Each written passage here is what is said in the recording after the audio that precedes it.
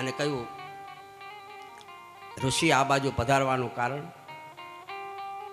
આ બાજુ નીકળો તો એમ થયું કે આપના દર્શન કરતો જાઉં. મહાદેવજી ક્યાં છે? એ તો તપ કરવા ગયા છે. નારદજી કે હવે વાંધો નહીં હળગાવામાં. એટલે કે પાર્વતી દેવી, જો તમે કહો તો એક વાત કહું. શું? તો કે આ મહાદેવજીના ગળામાં આટલી બધી ખોપડીઓ છે, એ શેની છે તમે પૂછ્યું કોઈ દિવસ? અને તમારા ગળામાં કેમ નથી એકે ખોપડીઓ? મહાદેવજીના ગળામાં કેમ છે તમે પૂછ્યું? તો કે ના, એ કે તમારાથી છુપાવે છે. મારાથી શું છુપાવે છે? તો કે એના ગળામાં જે ખોપડીઓ છે ને એ બધી તમારી છે. હા, એટલો તમને પ્રેમ કરે છે. જન્મ જન્મ એનું મૃત્યુ થાય છે અને એની ખોપડી લઈ અને માળા બનાવીને પહેરે છે. તો પછી તમે તો એને પ્રેમ કરતા જ નથી ને, એની ખોપડી કેમ તમારા ગળામાં નથી? અને હેડકા તમારી વાત સાચી. તો કે એનું કારણ હું જાણું છું, પણ કહેતા નહીં. નારદજીએ કીધું છે. ઘણાને ટેવ હોય કોઈને કહેતા નહીં, તમને જ કહું છું. એમાં બહેનોમાં વધારે હોય. હું તો તને જ કહું છું, કોઈને કહેતી નહીં. અને પછી બીજી મળે તો એને કહી દે, હું તને કહું છું, કોઈને કહેતી નહીં. પછી ત્રીજી મળે તો એને કે હું તને કહું છું, કોઈને કહેતી નહીં. આમ કહેતા કહેતા નહીં કહેતી કરતા બધા એને કહી દે. એમ નારદજીએ કહ્યું કે દેવી હું આવ્યો છું એમ કહેતા નહીં, પણ રાજ હું જાણું છું. કહું તમને? તો હા. શું? તો કે તમારા પતિ તમારાથી છુપાવે છે કે ભગવાન મહાદેવ પાસે એક અમર કથા છે. એ અમર કથા છે એટલે સ્વયં અમર છે. મૃત્યુંજય મહાદેવ ત્રાય મામ શરણાગતમ જન્મ મૃત્યુ જરા વ્યાધિ પીડિતમ કર્મ બંધને ઓમ ત્ર્યંબકમ યજામહે સુગંધિમ પુષ્ટિવર્ધનમ ઉર્વારુકમિવ બંધનાન મૃત્યુર્મુક્ષ્યમામૃતાત. મહાદેવ એની પાસે કથા છે, અમર કથા, આ ભાગવત રૂપી, એટલે એ અમર છે. અને તમારું જન્મે જન્મે મૃત્યુ થાય છે.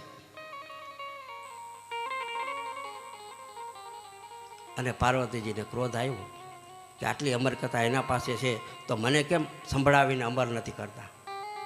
મારું કેમ મૃત્યુ થાય છે? આજ આવે એટલે વાત. નારાયણ નારાયણ કરતા નારદજી નીકળી ગયા. અને આ બાજુથી મહાદેવજી આવ્યા તપમાંથી.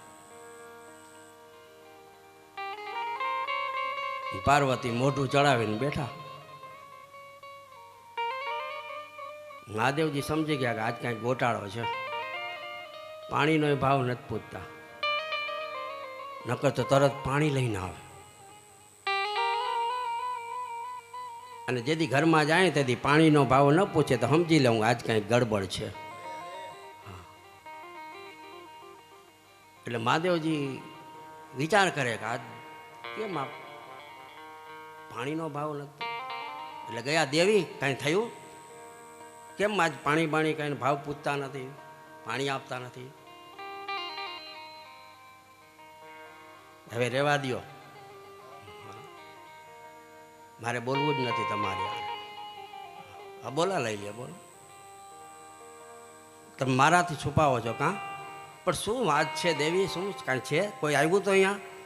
તો કે હા. કોણ આવ્યું હતું? તો કે નારદજી. પહોંચી ગયો. પાર્વતી કહે કે તમારી પાસે આટલી બધી અમર કથા છે ને તમે અમર થઈ જાઓ તો હું તો તમારી પત્ની છું. મારું શા માટે મૃત્યુ થાય? મને કેમ અમર નથી કરતા? મને કેમ કથા નથી સંભળાવતા? એમ બાયધા. ત્યારે મહાદેવે બહુ સરસ રીતે કહ્યું કે દેવી એક વાત કહું. તો કે આપને ક્યારે જિજ્ઞાસા કથા સાંભળવામાં જાગી નથી? ક્યારે કીધું નથી કે એવી કોઈ કથા છે તો મને સંભળાવો? એટલે સલાહ કોઈને માયગા વગર સલાહ ન દેવી, માગે તો જ સલાહ દેવી. એટલે અહીંયા માયગા વગર કોઈ આપે નહીં કથા. એટલે પાર્વતીજીએ હવે માગ્યું તો આપણી પાસે જે કથા છે ને એ હવે મને સંભળાવો, મારે પણ અમર થાવ. તમે કથા સંભળાવો, તમારી પાસે છે એ. મહાદેવજી કે સંભળાવું. પણ એક શરત છે મારી. શું શરત? હું કથા વાંચું અને તમારે વચમાં હોકારો આપવાનો, હરે નમઃ હરે નમઃ. એટલે મને એમ થાય કે તું આમ તમે સાંભળો છો. મારી કથા ગેરવલે નથી જાતી ને. જ્યાં ત્યાં કથા વચાય નહીં એમ શાસ્ત્ર કહે છે. સામે જિજ્ઞાસુ હોવા જોઈએ તો જ કથા વાંચવી.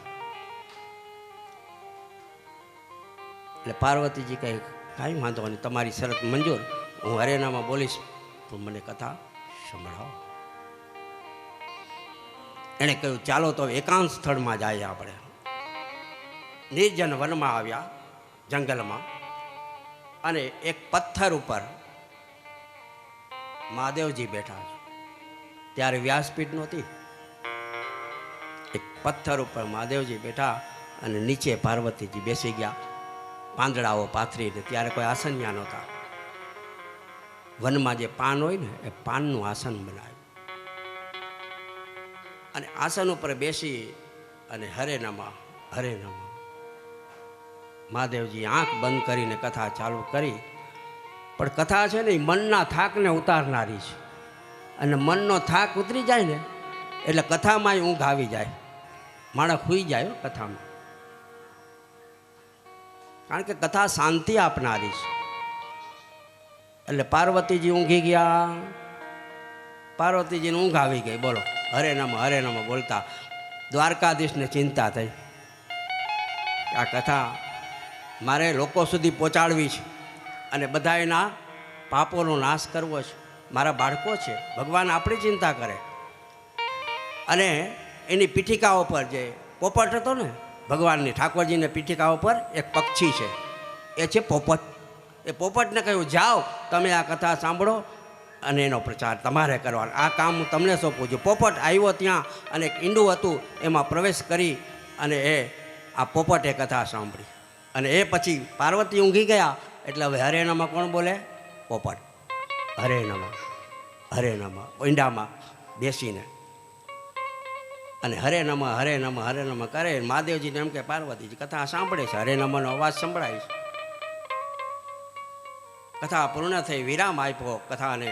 અને જ્યાં આંખ ખોલી ત્યાં તો પાર્વતીજી ઘોઘેડા ઘેડે ઊંઘ આવે, સૂઈ ગયા, સમાધિમાં લાગી ગયા. અને મહાદેવજી જાગ્યા અને કે પાર્વતીજી તમે તો ઊંઘો છો, કથા સાંભળી નહીં. તા તો પાર્વતીજી જાગ્યા, તમે ઊંઘી ગયા તો મને હરે નમઃ હોકારો કોણ આપતું હતું? આ કથા કોણે સાંભળી? ત્યાં તો હું ઓલો પોપટ તો ફર કરતો ઉડ્યું ઈંડામાંથી. અને મહાદેવ ત્રિશુળ લઈને પાછળ દોડ્યા, હમણાં જ એને બતાવું. ત્યાં તો પાર્વતીજી હાથ પકડી લીધો, ઉભા રહ્યો, હવે ક્યાં જાઓ છો? તો કે આ ત્રિશુળ મારો, આ તમારું ત્રિશુળ કામ નહીં આવે. કારણ કે એણે અમર કથા હવે સાંભળી લીધી છે. હવે તમે એની પાછળ ભાગશો ને તો એ નહીં મરે. એટલે મહાદેવજીને રોકી દીધા. અને એ ઉઠતા ઉઠતા શુક વ્યાસજીના આશ્રમમાં આવ્યા. અને અરણ્ય દેવી વ્યાસજીની પત્ની એ બગાસું ખાધું અને એના પેટમાં અંદર છુપાઈ ગયા. ડરી ગયા ને એટલે ત્રિશૂળથી એ અરણ્ય દેવીના ગર્ભમાં છુપાઈ ગયા. વ્યાસજી કહે છે કે બાર પધારો, મારે ઘરે આવ્યા છો તો તમે પ્રગટ થાઓ. ત્યારે અંદરથી બોલે છે સુખદેવજી કે હું બહાર નહીં આવું પિતાજી. કેમ? તો કે હવે મારે કોઈ માયામાં ફસાવવું નથી. મેં ભાગવતજીની કથા સાંભળી લીધી છે, હવે કોઈ માયામાં નથી.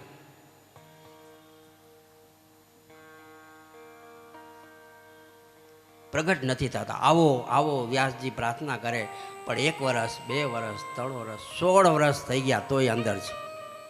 માના ગર્ભમાં 16 વર્ષ સુધી હોય, બોલો, તોય માતાને કોઈ વેદના નથી. વધારેમાં વધારે બાળક 10 મહિના માના પેટમાં રહી શકે, પછી રહી ન શકે, પછી ઉત્પાદ થાય. પણ અહીંયા અરણ્ય દેવીને શાંતિ છે.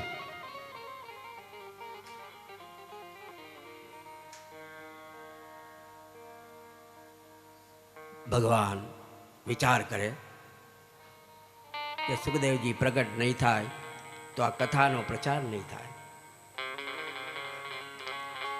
વ્યાસજીએ દ્વારકાધીશને પ્રાર્થના કરી, હે દ્વારકાધીશ, આપ મારા પર કૃપા કરો, મારે ત્યાં કોઈ દીકરો નથી અને જે અંદર છે પેટમાં એ બહાર નથી આવતો, તો આપ કૃપા કરી અને એને પ્રાર્થના કરો કે બહાર પ્રગટ થાય. દ્વારકાધીશે વ્યાસજીની પ્રાર્થના સાંભળી અને અરણ્ય દેવીના ગર્ભમાં ગયા સુખદેવજીને મળવા. બોલો, આ બંને જણાને, બંને બાળકોને ભગવાને ઉદરમાં દર્શન આપ્યા, માતાના પેટમાં. આ બે બાળકો કોણ હતા? એક પરીક્ષિત અને બીજા સુખદેવજી. પરીક્ષિતના પેટમાં ગયા હતા, માતાના પેટમાં કોણ? ઉત્તરા. અને ઉત્તરાના ગર્ભમાં બ્રહ્માસ્ત્ર છોડ્યું અશ્વત્થામાએ, એને શાંત કરવા માટે ભગવાન અંદર ગયા. અને સુખદેવજી પ્રગટ નહોતા થતા એટલે અરણ્ય દેવીના ઉદરમાં ગયા. ભક્તો માટે ભગવાન નરકમાં જાય છે. આ નરક જ છે આપણું શરીર, અને એમાં પ્રવેશ કરે એ નરક છે. અને એમાં ભગવાન ગયા અને સુખદેવજીને સમજાવ્યું કે આપ પ્રગટ થાવ, આપના મુખથી મારે ચારે બાજુ આ કથાનો પ્રચાર કરાવવો છે, એટલે આપ પ્રગટો. તમને કોઈ માયા લેપન નહીં થાય, તમે કોઈ માયામાં નહીં ફસાવ, આ મારું કોલ છે. વચન આપ્યું સુખદેવજીને માતાના ઉદરમાં. ભગવાને વચન આપ્યું એટલે પ્રગટ થવું પડે. વચન આપીને ભગવાન અંતર ધ્યાન થયા.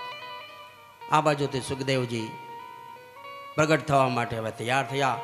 સુંદર મજાના પુષ્પો ખીલ્યા છે, મંદ મંદ પવન વાય છે, આકાશમાંથી દેવતાઓ પુષ્પ લઈને ઊભા. અને બરાબર શુભ સમયના દિવસે અરણ્ય દેવીના ઉદરમાંથી સુખદેવજી ભગવાનનો પ્રાગટ્ય થયો. બોલો સુખદેવજી ભગવાન. સુખદેવજીનું પ્રાગટ્ય થયું. એની નાની લીલા કોઈ નથી, ડાયરેક્ટ 16 વર્ષના સીધા. 16 વર્ષ સુધી માતાના ઉદરમાં હતા અને મોટા થઈ ગયા 16 વર્ષના. અને 16 વર્ષના થાય એટલે બાળકોને યજ્ઞોપવિત સંસ્કાર કરવા પડે. વ્યાસજીએ બ્રાહ્મણોને બોલાવ્યા, ભૂદેવોને, કે મારા બાળકને સુખદેવજીને યજ્ઞોપવિત ધારણ કરાવો, યજ્ઞોપવિત પહેરાવો. હાથમાં યજ્ઞોપવિત લીધી અને બ્રાહ્મણો વેદના મંત્રો બોલે છે. યજ્ઞોપવિતમ પરમં પવિત્રમ પ્રજાપતેર્ય સજમ પુરુષાત આયુષ્યમગ્રમ પ્રતિમુચ શુભ્રમ યજ્ઞોપવિતમ બળમસ્તુ તેજ. આ બ્રાહ્મણોને યજ્ઞોપવિત જરૂરી છે. આ આપણું લાયસન્સ છે અને રક્ષણ છે. યજ્ઞોપવિતમ પરમમ પવિત્રમ, પવિત્ર તો નહીં પણ પરમ પવિત્ર છે. પાપ નાશનમ, આપણા પાપોનો નાશ કરે. આપે શું? આયુષ્ય, બળ અને બુદ્ધિ. આ યજ્ઞોપવિત આપે છે. એટલે કીધું યજ્ઞોપવિતમ પરમમ પવિત્રમ પ્રજાપતે રસજમ પુરુષાત આયુષ્યમગ્રમ પ્રતિમુંચ શુભ્રમ યજ્ઞોપવિતમ બલ મસ્તુ તેજ. એ તેજસ્વી બ્રાહ્મણ બને છે જેના ગળામાં યજ્ઞોપવિત હોય, કપાળ ઉપર ભાલ ઉપર તંદનનો તિલક હોય, ભસ્મ ધારણ કરી હોય, એક ચોટી હોય. બસ સાક્ષાત ભગવાન છે બ્રાહ્મણ. ભૂદેવ એ પૃથ્વી ઉપરના બ્રાહ્મણ છે. સુખદેવજી ના હાથમાં જનોઈ આપે છે, ત્યાં જનોઈ તોડી નાખી. મારે કોઈ આ જનોઈ બનોઈ પહેરવી નથી. તો કે આ એક સંસ્કાર છે, જનોઈ સંસ્કાર. તો સંસ્કાર કોને આપવાના હોય? જેનામાં સંસ્કાર ન હોય ને એને સંસ્કાર આપવા પડે. પણ પિતાજી, મેં તો બધું જાણી લીધું, મને કોઈ સંસારમાં મોહ નથી. તમે આજે મારી જનોઈ આપશો તો કાલે મારા લગ્ન પણ કરાવશો. હે એટલે જનોઈને ફેંકી દીધી અને હું તો આ હાઈલો વનમાં. સુખદેવજી ઘર તજીને જાય છે ત્યાં તો બાપ ગાંડો વ્યાસજી પાછળ દોડે. એ બેટા દીકરા, તું પાછો આવ, તું પાછો આવ, અમને છોડીને ન જા, અમને છોડીને ન જા. વ્યાસજીની આંખમાંથી આંસુડા આવે. સુખદેવજી કહે, પિતાજી તમે મારામાં મોહિત ન થાવ, હું તમારો દીકરો નથી. કોણ કોનો દીકરો અને કોણ કોની માલા. આ તો એકબીજાના ઋણ ચૂકવવા માટે આપણે બધા આવ્યા છીએ કે આની માં, આનો દીકરો, એ જ દીકરો બીજા જન્મમાં તારો બાપ થઈને આવે, એ જ દીકરો બીજા જન્મમાં તારો ભાઈ થઈને આવે. આનું કોઈ નક્કી નહીં. આપણા આગળ 500ની નોટ હોય એને છૂટા કરાવીએ, એમાંથી 10માં જાય, 10માં જાય, વચાઈ જાય. એમ આપણે જીવ પણ બીજા જન્મમાં બીજે ઘરે જાય, બીજા સંબંધ બાંધે. એટલે તમે આ શરીરમાં મોહ ન રાખો. પિતાજી, કોણ કોની માં, કોણ કોનો દીકરો, આ બધું સંસાર એ અસાર છે. આ એક માયા છે ભગવાનની. આપ સંસારમાં મોહિત ન થાઓ. અને ગાંડા થઈને વ્યાસજી સુખદેવજીની પાછળ દોડ્યા, જંગલમાં ગયા. દીકરા, દીકરા, બેટા, હે દીકરા, તું મને છોડીને ના જા. સુખદેવજી સમજી ગયા કે પિતાજી માનશે નહીં, એટલે અદ્રશ્ય થઈ ગયા. એ તો યોગી હતા અને એક વૃક્ષમાં છુપાઈ ગયા, એક ઝાડમાં વૃક્ષમાં છુપાઈ ગયા. વ્યાસજી રડે છે, બેટા બોલ, બેટા બોલ, ક્યાં છો? તું પાછો આવતી રહી. ત્યારે વૃક્ષમાંથી સુખદેવજી કહે છે, અંદર બેઠા બેઠા, કસ્તમ કોહમ કૂત આયાત, કો મે જનની કો મે तात, કસ્તમ કોહમ કૂત આયાત, કો મે જનની કો મે तात, ઇતિ પરિભાવય સર્વસારમ વિશ્વમ તત્વા સ્વપ્ન વિચારમ, ભજ ગોવિંદમ ભજ ગોવિંદમ, ગોવિંદમ ભજ મૂઢમતે, ભજ ગોવિંદમ ભજ ગોવિંદમ, ભજ ગોવિંદમ મૂઢમતે. હે પિતાજી, કોણ કોની માતા, કસ્તમ જનની કો तात, કોણ કોનો પિતા, આ બધું ખોટું છે. ગોવિંદનું ભજન એક સાચું છે. સુખદેવજી વૃક્ષમાં બેસીને આવું બોલ્યા કે ગોવિંદનું ભજન એ જ સાચું છે.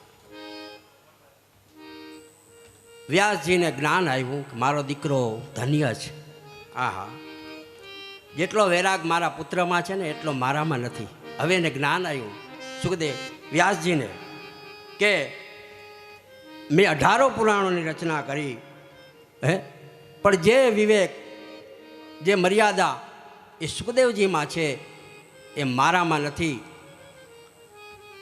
આ મારો દીકરો તો બાપ કરતા બેટો સવાયો નીકળો. અને હવે વ્યાસજીને આનંદ થયો. આહા, અને સીધા પગમાં પડી ગયા. બોલો, 16 વર્ષનો દીકરો ને 80 વર્ષનો બાપ દીકરાને પગે લાગે છે. આ ભાગવત બતાવે છે કે નાના મોટાનું અહીંયા કોઈ કામ નથી. અહીંયા તો તમારો પદ કેવું છે, અધિકાર, અધિકારી હોય એને પગે લાગો. અધિકારી હોય એને પગે લાગવું જોઈએ. તો મારો દીકરો અધિકારી છે, હું ભલે એનો બાપ રહ્યો પણ મારા કરતાં સવાયો છે, શાસ્ત્રોને જાણનાર છે. શાસ્ત્રોને જાણે છે એટલે મારે એને પગે લાગવું પડે. અને સુખદેવજીને પગે લાગ્યા છે વ્યાસજી. કોઈ નર સાધારણ મનુષ્ય નર હોય ને, નર એ જો વચનવાળો હોય, વિવેકવાળો હોય તો આકાશમાંથી દેવતા હોય ને પગે લાગે. હા, આપણે કહીએ ને આને પગે ન લાગે ને ઓલો ઓને પગે લાગે, એ આપણું કાંઈ ના હાલે. દેવતાઓએ પગે લાગે સાધારણ મનુષ્યને, પણ ક્યારે? એ સત્ય, તપ, દાન, દયા, વિવેક, વિનય આ બધું હોય ને એને ભગવાન વંદન કરે છે. અને આવું કથા એ ભજન છે ને, ભજન એ જ કથા છે. એવું આવું પાનબાઈ કહી ગયા ભજનમાં પાનબાઈ છે ને ગંગા સતી, એ પાનબાઈને કીધું આ ભજનમાં કે પાનબાઈ જેના આગળ વચન છે, જેના આગળ વિવેક છે ને એને દેવતાઓ પગે લાગે. હે એ વચન વિવેકી જે નર નારી પાનબાઈ એ બ્રહ્માદિક લાગે એને પાય. વચન વિવેકીને જે નર નારી પાનબાઈ બ્રહ્માદિક લાગે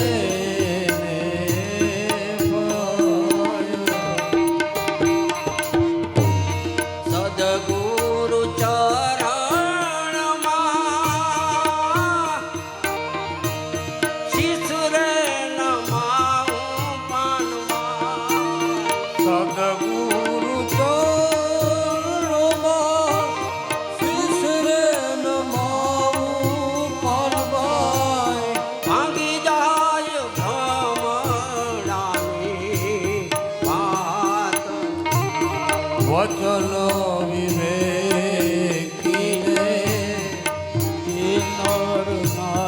જે નર નારી પાનબાઈ બ્રહ્માદિક લાગે ને પાય.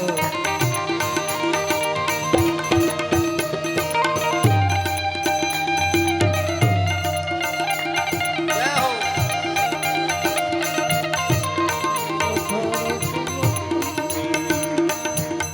એકાંતે બેસીને પાનબાઈ અલેખ આરાધે રે. એકાંતે બેસીને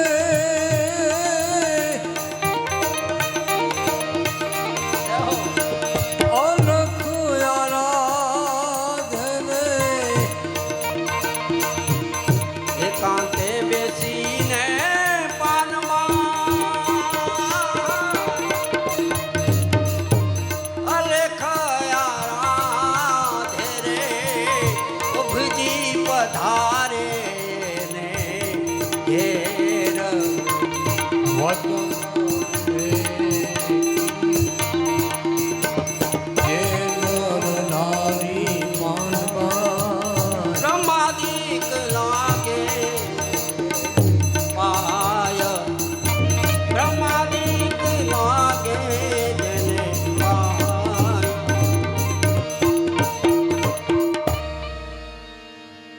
બ્રહ્માદિક લાગે જેને પાય. બ્રહ્મ આદિ દેવતાઓ એને પગે લાગે. એમ આજ વ્યાસજી સુખદેવજીને પગે લાગે છે ને સદગુરુ ચરણ એને ગુરુ બનાવ્યા. બોલો, પિતાજીએ સુખદેવજીને ગુરુ બનાવ્યા અને એની સ્તુતિ કરી. હે ઓમ મંગલમ ઓમકાર મંગલમ ગુરુ મંગલમ ગુરુપાદ મંગલમ. ઓમ મંગલમ બોલીએ ઓમકાર મંગલમ ગુરુ મંગલમ ગુરુપાદ મંગલમ.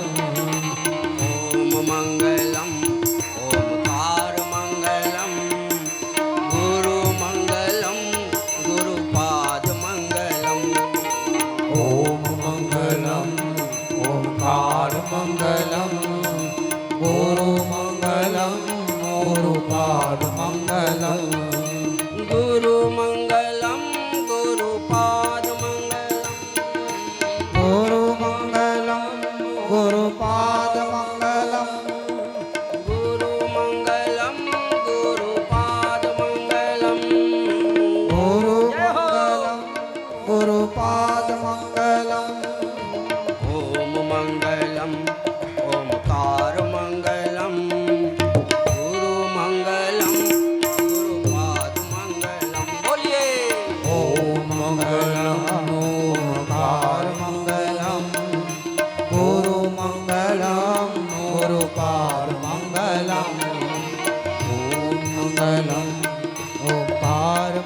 મંગલમ જય હો.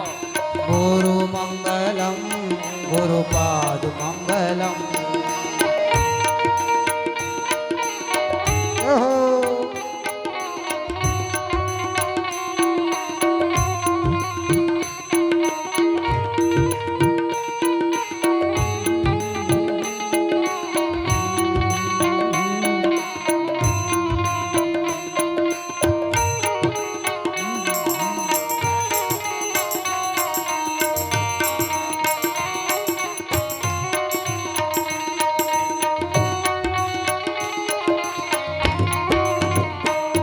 ગુરુ નામ મંગલમ ગુરુ નામ મંગલમ ગુરુ નામ મંગલમ ગુરુ નામ મંગલમ ગુરુ નામ મંગલમ ગુરુ નામ મંગલમ ગુરુ નામ મંગલમ ગુરુ નામ મંગલમ ગુરુ પાદ મંગલમ ગુરુ પાદ મંગલમ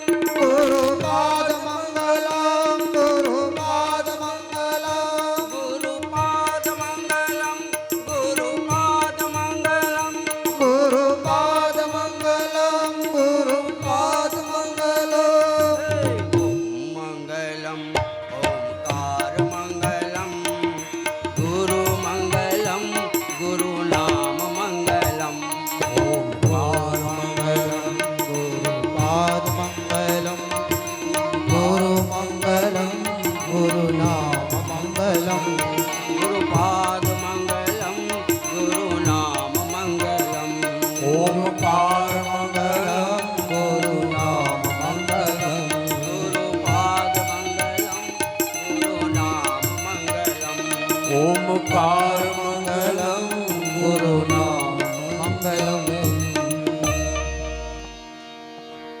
વ્યાસજીએ સુખદેવજીને વંદન કર્યા, ગુરુ માન્યા. અને નેમિષારણ કોને કહેવાય? વ્યાસજી વંદન કરે છે. સુખદેવજી ત્યાંથી વિદાય થયા અને સદગુરુ સુખદેવજી મહારાજને આપણે બધા વંદન કરીએ. શ્રીમદ ભાગવતની કથા ક્યાં શરૂ થઈ? તો કે નેમિષા અરણ્યમાં. નેમિષારણ કોને કહેવાય? નેમી એટલે એક આંખનું પલકારું હોય ને, અહીંયા આપણું જ્યાં મન ઠરે એને નેમિષારણ કહેવાય. આપણે ક્યાં ભાગવત કથા કરવી હોય તો આપણે પહેલાં જગ્યા ગોતીએ કે ક્યાં કરવી. હા, ઘણાય હોલ જોઈ નાખ્યા હોય, ઉવા મગજ ફરે, એમાં આપણું મનનું વિચારનું સુદર્શન ચક્ર ફરે. અને આ સુદર્શન ચક્ર ફરતા ફરતા જ્યાં સ્થિર થાય એને નેમિષારણ કહેવાય. અહીંયા ફરતા ફરતા આ પ્રકાશભાઈનું મન અહીંયા બ્રાહ્મણ સભા હોલમાં સ્થિર થયું એટલે આ હોલ આજથી એ નેમિષારણ, આનું નામ છે ગોકુલધામ. તો આ જ્યાં જ્યાં કથા થાય ત્યાં નેમિષારણ વન કહેવાય. એટલે આપણે બધા વનમાં આવ્યા છીએ. અને વનમાં શું કરાય? તો કે તપ કરાય. તપ કયું? તો કે ચા ટાઈમે ન મળે તો ચલાવી લેવાય, આ તપ છે. જરાક મોડી થાય તો હાલે, વાંધો નહીં, નાસ્તો મોડો મળે તો ચાલે, આ એક તપ છે. આ તમને 3 કલાક ત્યાં કથા સાંભળે બેસો છો ને, એ તમારું તપ છે. તપ કરવા જવા માટે વનમાં જવાની જરૂર નથી, ઘરમાં રહીને પણ તપ કરાય છે. ઈચ્છા ન હોય તો વનમાં જાઓ ને તોય તપ ન થાય, એ કથા આગળ આવશે. વનમાંથી પાછા વળી સંસારમાં આવી જાય. એટલે ઘરમાં રહીને વન જેવું જીવન જીવવું, તપ કરવું. વ્યસન હોય એ છોડી દો, એ આપણું તપ છે. એના માટે કોઈ માળા લેવાની જરૂર નથી કે વનમાં જાય તપસ્યા કરીને ભગવાનની ભક્તિ કરી. ના, જે પ્રિય વસ્તુ હોય એને છોડી દો, એ તપ કહેવાય. એક દિવસનું તપ કરાય કે આજે આખો દિવસ હું નિમક નહીં ખાઉં, મીઠું નહીં ખાઉં, એ તપ છે. આજે આખો દિવસ માવો નહીં ખાઉં, આ તપ છે. આજે આખો દિવસ મોબાઈલ વ્રત છે, આજે હું મોબાઈલ નહીં જોઉં, એના વગર ન હાલી તો રાતે ભેગો પડખામાં જોઈએ. એના દીકરાને ન સાચવે ને એટલો મોબાઈલને સાચવે. બોલ, ઓલો ઊંધો ક્યાંક પડ્યો હોય ને મોબાઈલ તો આમ આમ આમ આમ પેલા ચોખા ને ઘઉં વીણતા બધા આમ એ હવે કોઈ વીરતા નથી, હવે મોબાઈલ વીણે છે આમાં. આ માયા મોટામાં મોટી કલિયુગની માયા મૂકી દીધી છે ભગવાને. એક એક માયા તો હજી તો કળિયુગ હજી બાકી છે. હજી તો ઘણું થવાનું છે. કલિયુગનું વર્ણન શાસ્ત્રમાં આવે છે, આવશે છેલ્લે કે કલિયુગમાં શું થઈ રહ્યું છે, શું થશે.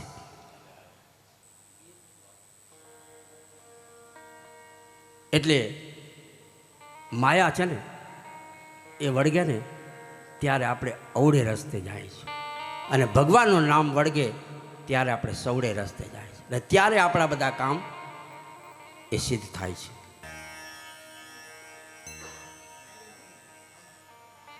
નેમિચારણમાં આવ્યા સુખદેવજી, જ્યાં જ્યાં આવી કથા ચાલતી હોય એ જગ્યાને નેમિશારણ વન કહેવાય છે. 8 કે 7 દિવસ માટે ભાગવતની કથા ચાલતી હોય એ જગ્યા નેમિશારણ છે. કારણ કે ત્યાં જે બેઠેલા છે એ બધા 8 દિવસ સુધી કાંઈક ને કાંઈક તપ તો કરવાના જ છે, અને અનાયાસે થઈ જાય. ન કરવું હોય ને તોય તપ થઈ જાય. હા, તો અજાણતા પણ જો તમારાથી તપ થઈ જાય ને તો એનું એ ફળ મારો વાલો આપે છે.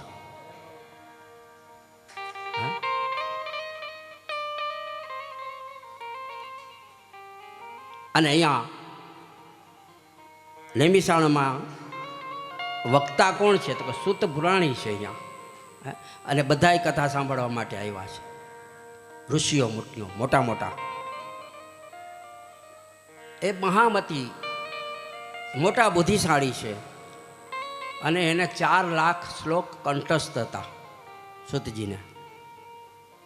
અને આપણને 4 શ્લોક આવી જાય તો અભિમાન આવી જાય, મને તો આખી ગીતા મોઢે આવે છે.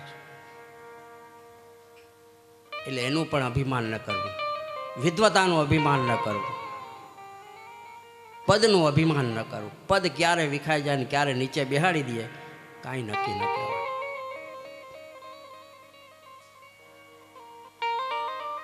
શૌનક એ બધા ઋષિઓ છે, એ બધા કુશળ છે, એ બધા ચતુર છે. અને શૌનક સુતજીને કહે છે, શું કહે છે? શૌનક ઉવાચ અજ્ઞાન ધ્વાંત વિદ્વમ શકોટી સૂર્ય પ્રભમ સુતાખ્યામ કથાસારમ મમ કર્ણ રસાયણમ. શું પૂછ્યું? કે અમારા કાનને રસાયણ મળે એવી કથા સંભળાવો. રસાયણ એટલે દવા, ઔષધિ. જે રસાયણ પીએ એને ભવોભવના રોગ બધા મટી જાય. એ જીવનના હોય કે શરીરના રોગ હોય, એ બધું આ કથાથી શાંત થાય છે. શૌનક કહે છે, સુતજી આપ તો સૂર્યકોટી સમપ્રભા, તમે તો સૂર્ય જેવા તેજસ્વી છો. અમને એવી કથા સંભળાવો કે અમારા કાન માટે એ દવા હોય. રસાયણ, દવામાં અને રસાયણમાં ઘણો ફરક. આપણે જે લઈએ દવાની ટીકડીયું એ દવા કહેવાય બધી, અને ભગવાનનું નામ એ રસાયણ છે. અને આ રસાયણ જે કોઈ પણ એકવાર પી જાય તો એના ક્ષય રોગ છે ને એ પણ દૂર થાય છે. રામ નામ કી ઔષધિ ખરી ખંત સે ખાય, અંગ પીડા વ્યાપે નહીં, મહારોગ મટી જાય.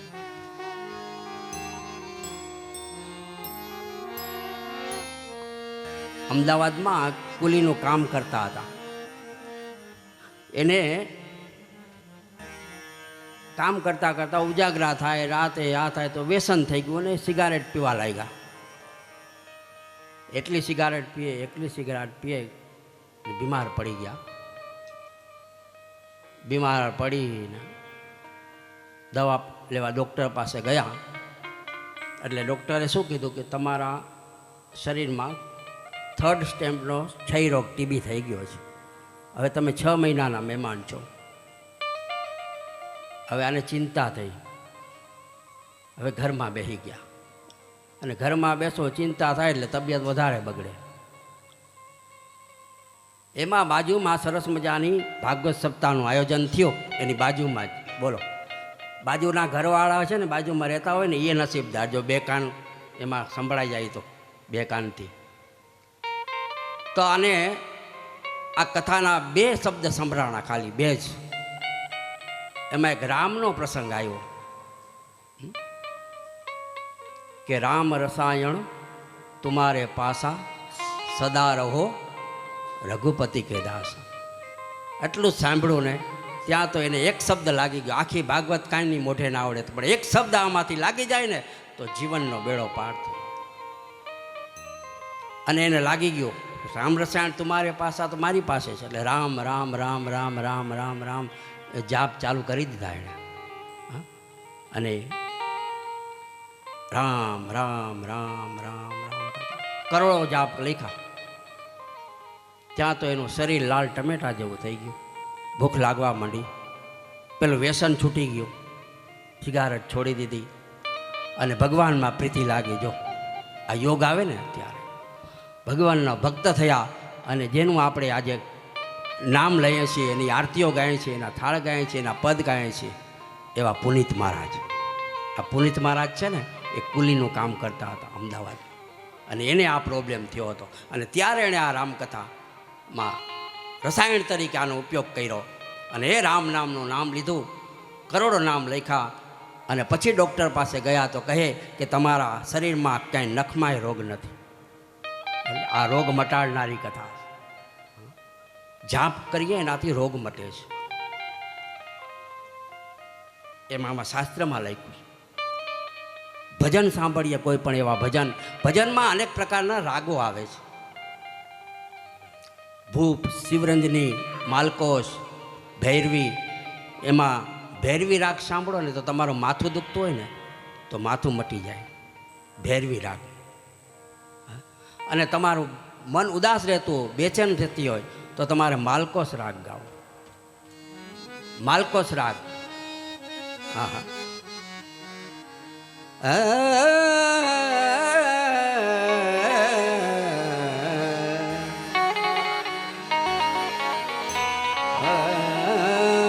પગ ગુગર બાંધ મીરા નાચી રે, પગ ગુગર બાંધ મીરા નાચી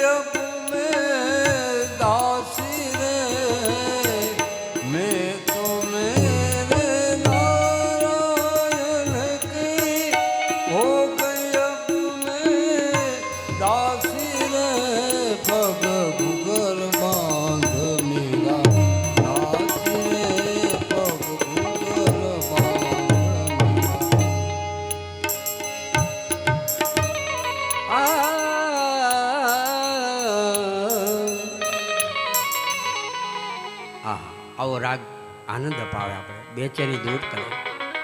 લગ્નમાં પણ માલકોશ રાગ વાગતા હોય, સરળાઈને ઢોલ વાગતા હોય માલકોશ રાગમાં. ભગવાન બાલકૃષ્ણને સારંગ રાગ બહુ વાલા છે. સારંગ રાગમાં એને ભજન ગાઓ તો મારો વાલો પ્રસન્ન થાય.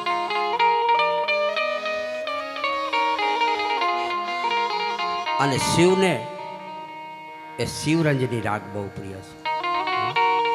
શિવરંજની રાગ ગાઓ એટલે મહાદેવ અહીંયા આવીને નાચવા મળે. આ બધા રાગો આવે છે, પદો આવે છે. સમય સમય ઉપર આપણે એની કથાઓ આવશે ત્યારે આ બધા રાગોના ભજન આવશે ને આપણે સાંભળશું. અહીંયા શ્રીમદ ભાગવત સાંભળવા માટે મોટા મોટા ઋષિઓ આવ્યા છે, મોટા મોટા વિદ્વાન, શાસ્ત્રોને જાણનારા. આ ભાગવત પાછળ પાગલ થયા છે, રાત અને દિવસ એનું રટણ કરે છે. આ ભાગવતજી સાંભળવાના 5 ફાયદા છે. કયા કયા ફાયદા છે?